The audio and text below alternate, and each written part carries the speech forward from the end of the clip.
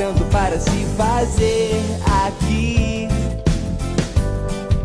há tanto para crer e ver sorrir. Maravilha de cidade, o mundo inteiro se encantou.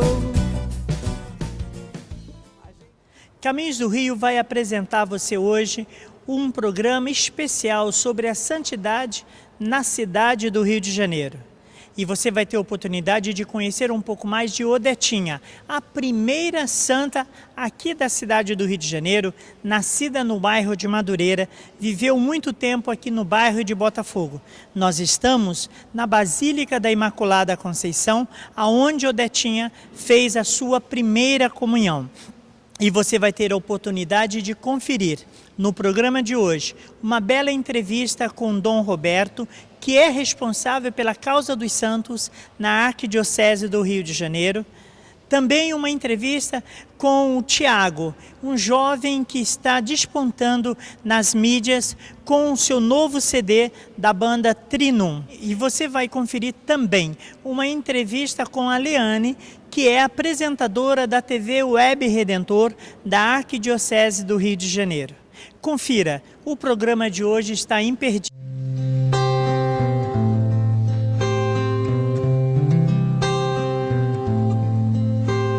I heard there was a secret chord that David played and it pleased the Lord.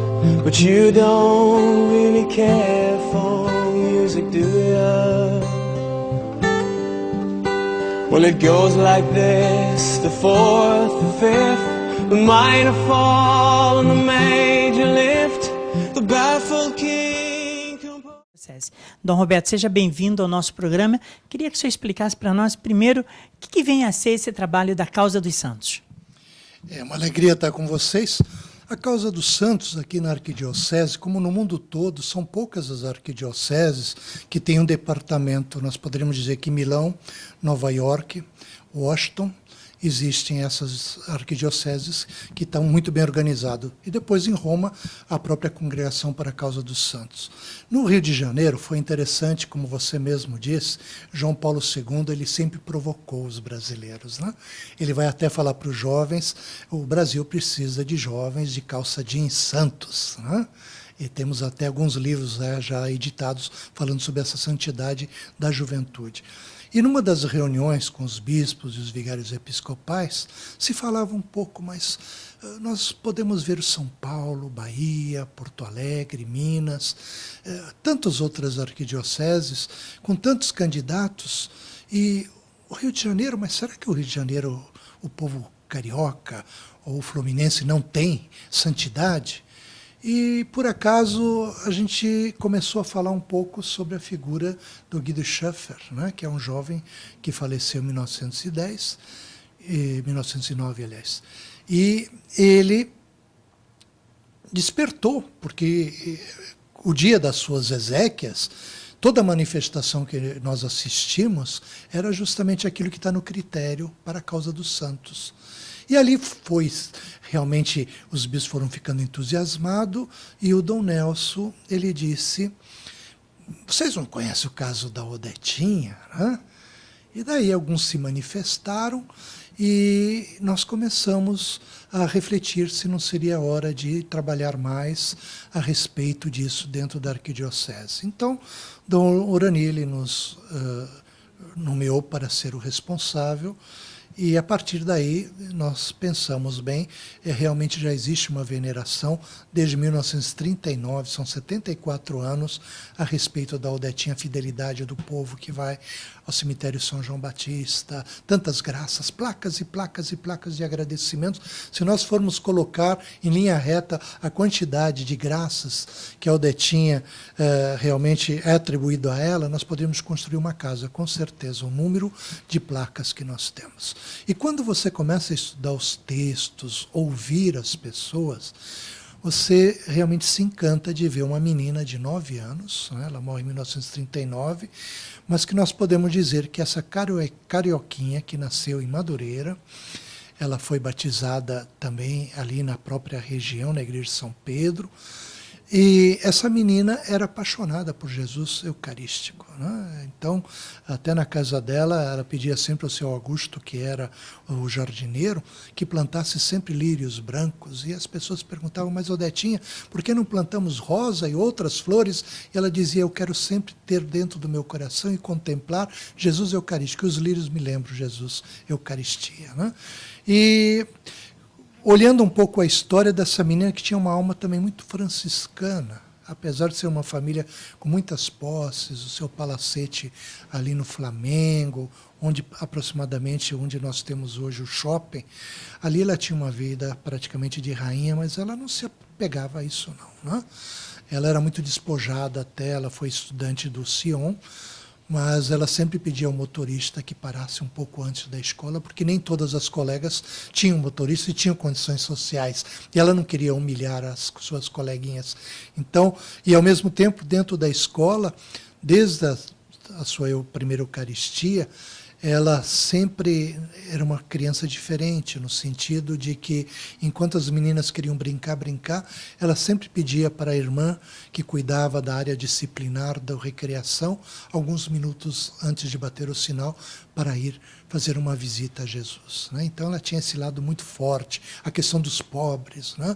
Se ela encontrava os pobres, ela logo, ou se batiam à sua porta, ela já pedia para a cozinheira preparar pratos e levar a comida. Se via criança que estava sem roupa, chamava a mãe, pedia para a mãe comprar roupa. Se visitava um asilo ou uma creche, também o coração, ela sempre era ela que provocava esta situação. E tudo isso foi crescendo e é evidente, ela era muito querida, muito amada, né?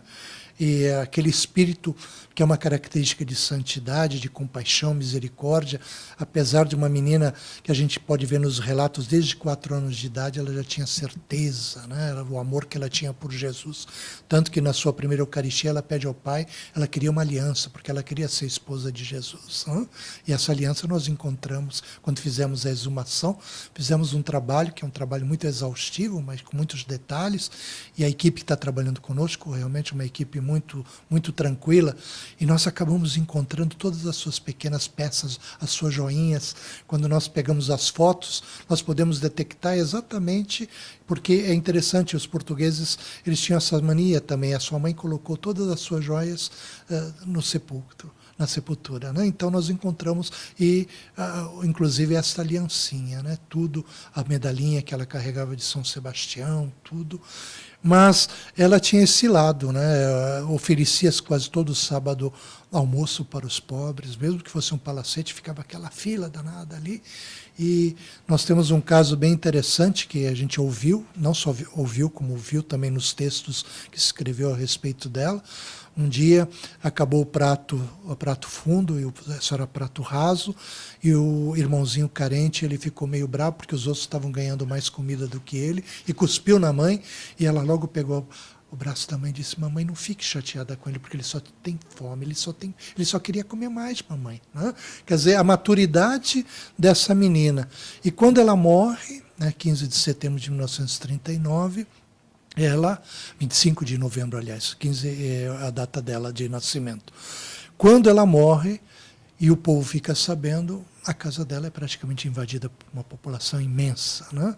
E no dia do seu enterro, foi São João Batista, foi uma multidão, onde a gente pode acompanhar pelos jornais, onde a gente conseguiu nos arquivos, a procissão praticamente ia ali da sua casa do Flamengo até o cemitério São João Batista. E nunca mais parou, porque já no dia as pessoas queriam tocá-la com lenço, com objetos. A mãe foi ficando muito assustada, inclusive, né? De tal era a veneração que havia pela sua filha. E sempre teve esses grupos, e depois de um dado momento também foi dada autorização para que se celebrassem as missas primeiro no túmulo, depois a nível litúrgico se pediu mais na capela. Isso aconteceu agora até o dia 17 de janeiro deste ano, onde depois nós fizemos a exumação, fizemos a abertura oficial, né, na catedral, apresentando ao povo de Deus as suas relíquias e os seus ossos, né? E depositamos na Imaculada Conceição, que era a sua paróquia de origem, onde também fez a primeira Eucaristia, onde ali ela teve os seus primeiros momentos místicos com Jesus, né? Isso nós podemos falar com muita tranquilidade, quando nós olhamos a figura de São Geraldo Magela e tantos outros santos passaram por todos esses mesmos itinerários, né? Acontecimentos, fatos, que para alguns pode dizer assim, não, é uma menina só que está brincando, ou alguém assim, não, a pessoa não está muito bem da cabeça, né? Como falavam inclusive sobre o Padre Pio, né? Mas na realidade ela teve essa grande influência e a partir do momento que nós colocamos ali, nós mantivemos a mesma tradição que já havia no cemitério de São João Batista, orientados por Roma, que é uma missa no primeiro sábado de todo mês, às 4 horas da tarde, e no dia 25 de cada mês. E é impressionante o número de pessoas, as caravanas que vêm visitá-la, né, e pedir.